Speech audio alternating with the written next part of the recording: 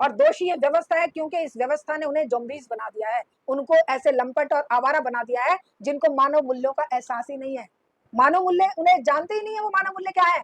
कि किसी यादव ने कथा के लिए तुमने बुलाया, उसने कथा पढ़ने के लिए प्रयास किया और उसके बाद तुम्हें अपनी रोटी-रोज़ी पर तिवारी और या पंडित या दीक्षित या जो भी हैं, उनको अपनी रोटी-रोज़ी पर ये वार दिखाई दिया कि अरे ये कमाने लग गए तो हम क्या करेंगे? क्योंकि रोटी का संकट तो सब जगह है। क्यों ज़रूरत पड़ी है उनको कथा कहने की? क्योंकि रोटी चाहिए, रोटी रोज़गार के संकट के कारण, नहीं तो क्यों जाएँगे ये कथा पढ़ने? हैं? कथा पढ़ना कोई बहुत सम्मान का काम है। ये निहायत मतलब मूर्खता का काम है कि निहायत घटिया काम है कि आप बहुत सारे लोगों को बिठाकर कई-कई घंटे, कई-कई दिन तक वो पुरानी कथाएँ कहते रहें जिनका आज कोई महत्व नहीं है। वो सदियों पुरानी चीज़ें उस ज़माने के लिए ठीक थी। आज आप बैठ जाइए ना, बच्चे भूखों नहीं मर जाएँगे। अगर 7-7 दिन की भागवत चलेगी और कोई काम पे ही ना जाए, उस ज़माने में चलता था।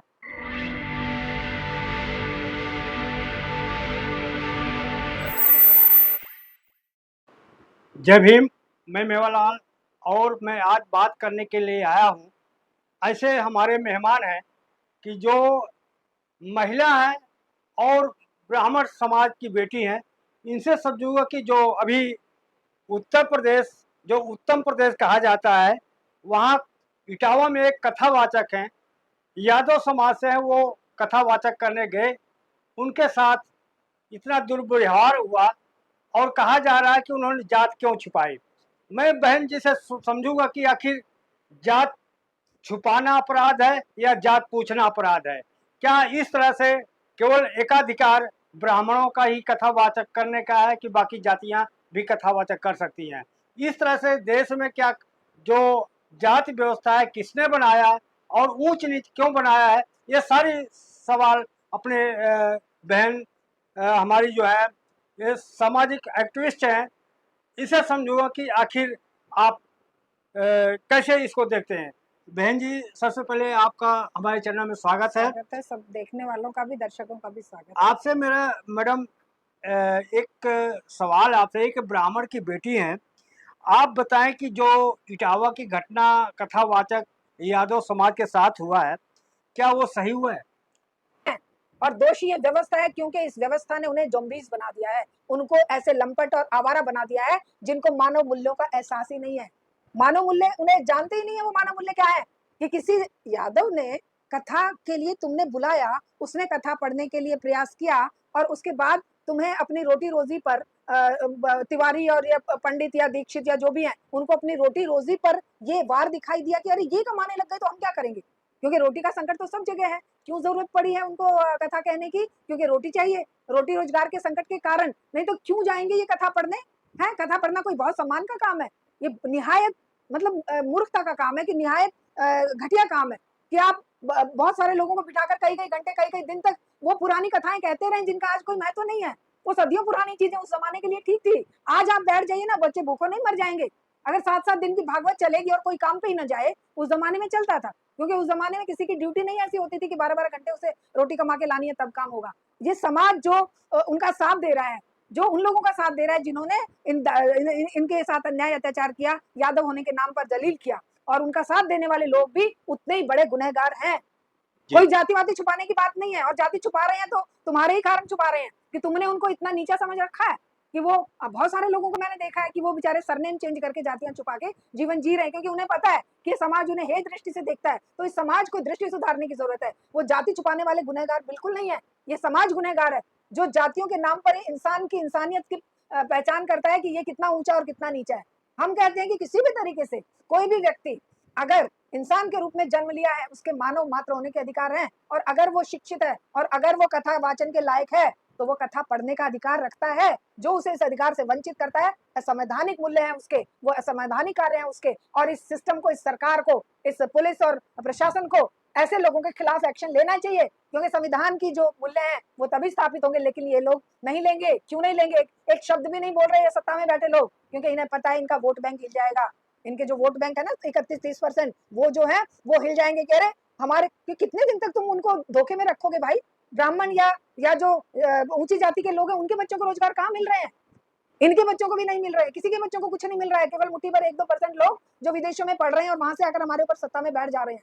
तो ये एक जो जहर फैलाया जा रहा है, ब्राह्मणों को या ऊंचे वर्ग के लोगों को कहते हैं दलित तुम्हारी नौकरी खा गए, दलितों को कहते हैं कि ब्राह्मणों ने तुम्हारे साथ 500 साल ये किया। आज तुम क्या कर रहे हो? अडानी अंबानी को सारा देश बेच रहे हो और जहर फैला रहे हो जातिवाद का। है दलित को या यादव को या तुम इसलिए मार दोगे कि वो कथा पढ़ रहा है? ये शर्मनाक बात है। इसके लिए हमें संघर्ष के लिए बाहर निकलना चाहिए, खड़े होना चाहिए। देश को, मानवता को बचाने के लिए, समाज को बचाने के लिए जरूरी है कि उन महापुरुषों के विचारों को घर घर पहुंचाया जाए। और कॉमरेड शिवदास घोष के इस विचार को लेकर ही हम आज ये बातें कह पा रहे हैं। और ये विचार जिसके पास पहुंचेंगे, सावित्रीबाई फुले के, राजा राममोहन राय के, ईश्वर चंद्र विद्यासागर के, ज्योतिबा फुले के विचार जहां पहुंचेंगे, वहीं शिक्षा का प्रकाश फैलेगा और वहीं पर मानवता के मूल्यों की स्थापना होगी। इसीलिए हम ये बात आपसे कहते हैं, जितना ज्यादा से ज्यादा हो सके इस वीडियो को पहुंचाइए आम जनता तक भी, और उन जो अत्याचार करने वाले लोग हैं उन तक भी ये बात पहुंचे कि भाई कितने दिन तक तुम इन खोपड़ियों को लेके लड़ते रहोगे? अपने आप को इस बाहर निकालिए जंजाल से, उन्नति और प्रगति का रास्ता लीजिए, वैज्ञानिक जीवन जिए, ना कि उस अंधता में डुबकी लगाकर और यादवों पे अत्याचार करें या दलितों पे करें या किसी और पे करें। तुम पे खुद अत्याचार हो रहे हैं। मैडम, कहा जाता है मैडम कि कर्म बड़ा होता है, जात बड़ा नहीं होता है। तो ये जो कथावाचक कर रहे थे, तो क्या ये पंडित में आएंगे, क्या किस में आएंगे ये? देखिए, हम तो हर उस व्यक्ति को पंडित मानते हैं जो सच्चा ऊंचा जीवन जीता है, मानव मूल्यों को लेकर जीता है। वो हर एक पंडित है, चाहे वो किसी भी समाज में पैदा हुआ है, किसी भी जाति में पैदा हुआ है। जातियां तो हमने बनाई है ना, ये तो ना भगवान ने बनाई। विश्व में कहीं पर भी जातियां नहीं है। कौन सा ऐसा देश है जहां पर एक ही जैसे स्किन के, एक ही जगह पर रहने वाले, एक ही जैसा जीवन जीने वाले लोगों में इस तरह के भेद हो? यूरोप में हम देखते हैं काले गोरे का भेद है, यहाँ तो एक ही जैसी चमड़ी वाले लोगों के साथ जाति के नाम पर भेद किया जाता है। इससे शर्मनाक बात कोई हो नहीं सकती। और जो वो कर्म की बात है, वो कर्म किसने बनाए? उन सत्ता में बैठे ऊंचे लोगों ने ही, कुछ जो लोग उनके लिए काम कर रहे थे, बल्कि उनका स्थान ऊंचा होना चाहिए। अगर गंदगी एक दिन साफ ना हो, अगर गटरों में ये लोग उतर कर कोई काम ना करें, तो जीवन नरक बन जाएगा। तब इनकी पवित्रता और तब इनका ब्राह्मणत्व कहाँ जाएगा? जब ये सब लोग, और मैं तो कहती हूँ कि कुछ दिन ऐसा एक संघर्ष खड़ा करना चाहिए कि विश्व के, क्या भारत के सारे मजदूरों को, सारे दलित और पिछड़े और जितने भी मजदूर वर्ग है, वो सारा 2 दिन के लिए काम बंद करके दिखाए। किसानों ने 13 महीने सड़क पर आंदोलन किया, ये 3 दिन आंदोलन कर देंगे ना एकजुट होकर, इनकी सारा ब्राह्मणत्व और सारी जो कथा भागवत जमीन पर आ जाएंगी, सारे नाक रगड़ेंगे। लेकिन ये हिम्मत नहीं दिखा पा रहे हैं। ये हिम्मत नहीं दिखा पा रहे हैं क्यों? क्योंकि शिक्षा की रोशनी से दूर है। मैडम, जो कथावाचक जिसका अपमान हुआ है, अखिलेश यादव ने उनका सम्मान किया है, उनको ढोल हारमोनियम ये दिया है, कुछ पैसा दिया है। वहीं कुछ महीना पहले मध्य प्रदेश की एक बेटी है, उन्होंने भी कथा, पटेल थी, हाँ। तो उन्होंने कथावाचक जब किया तो उनको कहा कि अगर आपको इतना पंडित बनने का शौक है तो ब्राह्मण से शादी कर लीजिए। तो वहां तो अखिलेश चुप थे, लेकिन इसमें यादव के नाते उसको सम्मान करें। बहुत ही अपमानजनक स्थिति है, बहुत अपमानजनक है। और मैं तो अखिलेश यादव जी या विपक्ष की जितनी भी पार्टियां हैं, सबको चैलेंज करती हूँ कि you people are responsible for this casteist system. तुमने क्यों नहीं जातियों से बाहर निकलकर संघर्ष का रास्ता लिया? चुनाव में तुम चुन चुन कर उन्हीं लोगों को टिकट देते हो जो जहां पर वोट बटोरने की व्यवस्था होती है। आज यादवों को तुम बांट रहे हो कि 20,000 का चेक, 10,000 का चेक, या तुम दे रहे हो ढोल मंजीरे और ये। अरे स्कूल धड़ाधड़ बंद हो रहे हैं, सड़कों पे क्यों नहीं उतर रहे हो? है 50,000 स्कूल बंद कर दिए, लाखों स्कूल पूरे देश में, कई लाख स्कूल बंद कर दिए। यही स्कूल थे जहां से शिक्षा की रोशनी फैलकर इस जातिवाद का खात्मा होना था, जातिवाद और असमानता का खात्मा ना हो। इसलिए ये सारी पार्टियां एक साथ उन चीजों को बढ़ावा देती हैं जो इनको वोट बटोरने में सहायक हो।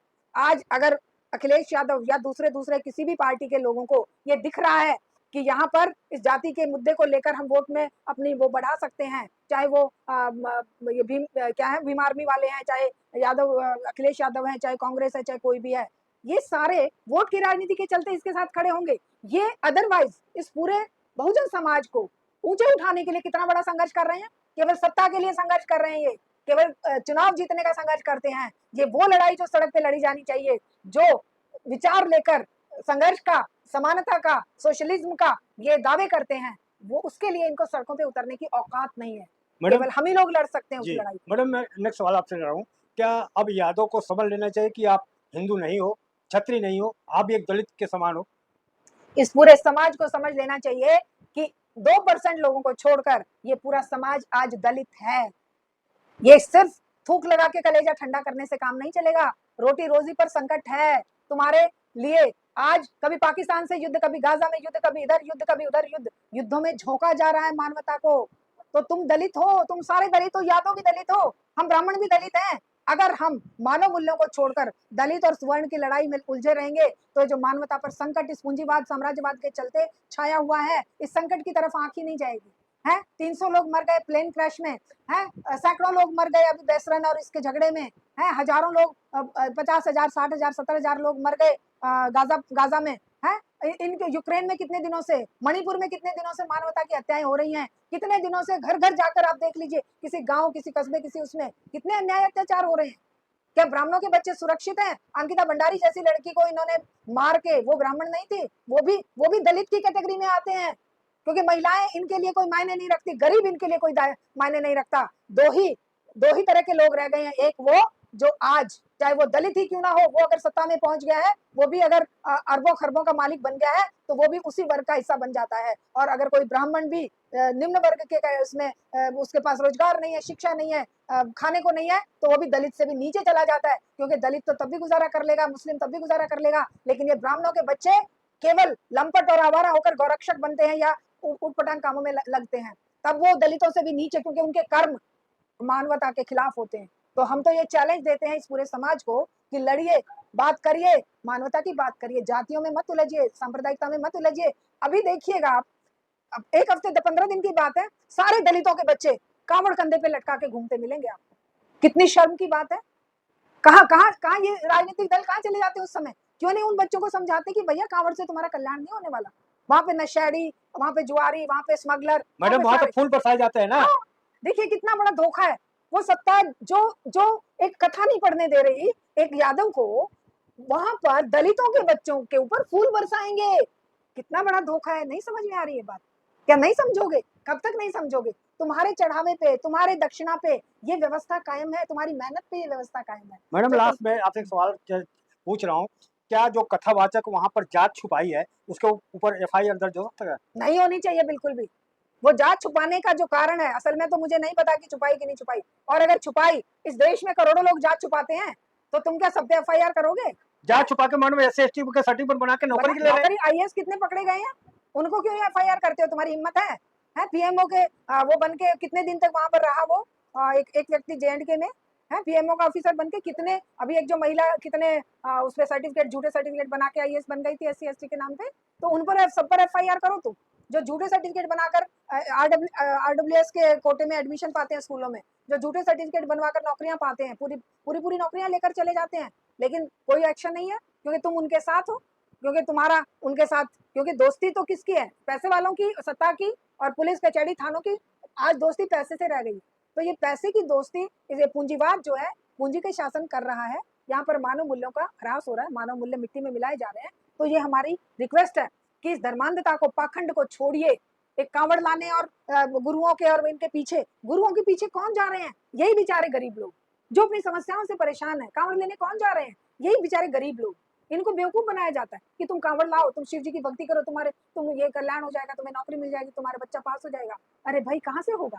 ये तो उनको सत्ता में बैठे लोग उलझा के रखे हुए हैं कि कहीं ये सही विचार, सही चिंतन के साथ ना जुड़ जाएं। हमारे जैसे लोगों को देशद्रोही बताया जाएगा, हमारे जैसे लोगों को समाज विरोधी बताया जाएगा, धर्म विरोधी बताया जाएगा, क्योंकि इन्हें पता है ये सच्चाई समाज को, इन गरीबों को पता नहीं लगनी चाहिए कि उनका कल्याण किस बात में है। उनका कल्याण कांवड़ लाने में नहीं है, उनका कल्याण कथा सुनने और पढ़ने में नहीं है, उनका कल्याण गुरुओं के चेले बनने में नहीं है, उनका कल्याण महापुरुषों के आदर्शों पर चलने में है, उनके जीवन चरित्र को पढ़कर जीवन में उतारने और सामाजिक परिवर्तन के लिए संघर्ष में उतरने में। मैडम लास्ट में, मोदी जी अब तो जो जात गणना है उसका ऐलान कर दिया, जात गणना कराएंगे, क्या लगता है कि अब मोदी सही रास्ते पे काम करें? देखिए जाति गणना से क्या हो जाएगा, जब सारे संसाधन उठाकर बेच दिए, नौकरियां खत्म कर दी, ये सिस्टम टिका हुआ है मुनाफे पे, सरकारी डिपार्टमेंट में भी कॉन्ट्रैक्ट पे लिया जा रहा है लोगों को। तो अगर सब कुछ बेच दिया जा रहा है, अगर सब कुछ प्राइवेट हाथों में सौंप दिया है, जाति जनगणना कर भी जातियां कौन से चांद पे पहुंच जाएंगी? जाति जनगणना भी वैसा ही एक जुमला है जैसा जुमला हिंदू मुसलमान का है, जैसा जुमला ये आरक्षण का है। जुमले हैं ये, इनसे किसी का कल्याण नहीं हो रहा है। कल्याण होगा सामाजिक परिवर्तन से, कल्याण होगा इस पूरी व्यवस्था को उखाड़ के फेंकने से, कल्याण होगा गरीब, वंचित, दलित, जिनकी मेहनत से ये सारा देश चल रहा है, सारी कायनात चल रही है, उनके हितों को जब प्रमुखता दी जाएगी। वो जब सत्ता में जाएगी, व्यवस्था परिवर्तन होके ये 1% 2% की जगह 98% जनता जब उनके हित में जब व्यवस्था बनेगी, तब ही कल्याण होगा। जाति जनगणना से किसी का कोई कल्याण नहीं होने वाला। हाँ, एक जुमला जरूर है। जब आप देख रहे हैं कि सब कुछ एक एक करके बेचा जा रहा है, तब तो कोई कुछ नहीं बोल रहा। स्कूल बंद किए जा रहे हैं, तब नहीं बोल रहे हैं। कॉलेज यूनिवर्सिटियां प्राइवेट की जा रही है, नहीं बोल रहे हैं। हमारे सिलेबस को इतना बर्बाद किया जा रहा है, तब नहीं बोल रहे हैं। एनईपी के विरोध में पूरे देशव्यापी आंदोलन हम कर रहे हैं, उसमें नहीं बोल रहे हैं। जाति गणना इतनी बड़ी चीज हो गई कि जाति जनगणना होने से पूरा देश का कल्याण हो जाएगा, 98% जनता का कल्याण हो जाएगा। कभी नहीं होगा। कल्याण होगा संघर्ष में उतरने से। जैसा यूएसएसआर में संघर्ष के बाद समाजवादी व्यवस्था कायम हुई, जैसे चाइना में संघर्ष के बाद समाजवादी व्यवस्था कायम हुई, ये समाजवादी व्यवस्था ही समाज का कल्याण कर सकती है। पूंजीवाद साम्राज्यवाद समाज को गर्त में लेकर जाएगा, क्योंकि अब इसका खात्मा होने का समय आ गया है। और ये जो जाति और धर्म के जो बवंडर खड़े किए जा रहे हैं, युद्धों और आतंकवाद के बवंडर खड़े किए जा रहे हैं, ये इस व्यवस्था को बचाने के लिए लाइफलाइन बन रही है। ये इनको सांस मिल रहा है कि अच्छा अब इसमें उलझ गए, चलो थोड़े दिन नहीं पूछेंगे कि भाई प्राइवेटाइजेशन क्यों हो रहा है। अब भाई कोई प्लेन क्रैश हो गया, बड़े खुश हैं कि अच्छा चलो थोड़े दिन उलझ गए। अच्छा बैसन में लोग मर गए, बहुत अच्छा। मतलब ये नेता जाकर वहां अपने फोटो खिंचा रहे हैं, ये उन पर एक शब्द नहीं बोल रहे हैं। प्लेन क्रैश हो रहा है, लोग मर रहे हैं, कितनी कितनी मतलब बुरी हालत है एयरपोर्ट्स की। अहमदाबाद एयरपोर्ट मैंने देखा है, तो मतलब जनता की जीवन की कोई कीमत नहीं है। रोज हादसे हो रहे हैं। उत्तराखंड में वो धर्म के नाम पर जाते अपना वो करने के लिए, वहां पर उनके साथ क्या हो रहा है। सात एक साल के अंदर 7 क्रैश हो चुके। वो जो मरते हैं वो हमारे और आपके बच्चे हैं, वो धर्म के नाम पर जिनको अंधभक्त बनाया जा रहा है। अभी अभी मैं रेखा गुप्ता का वो देख रही थी, कल इसमें हिंदू में आया हुआ है कि रेखा गुप्ता 10 लाख तक कांवड़ में कैंप लगाने वालों को देगी। तुम 10 लाख गरीब के 1200 यूनिट बिजली फ्री। वो गरीबों के बच्चों के लिए स्कूलों पर क्यों नहीं दे रही हो ये ध्यान है। गरीबों के बच्चों को तुम अंधभक्त बनाने में, धर्मांधता में धकेलने के लिए तुम 10 लाख दोगी। उनको तुम फ्री बिजली तुम घरों में नहीं दे रही हो। है फ्री बिजली के लिए तुम शराब के ठेके तुम घर घर खुलवा रही हो।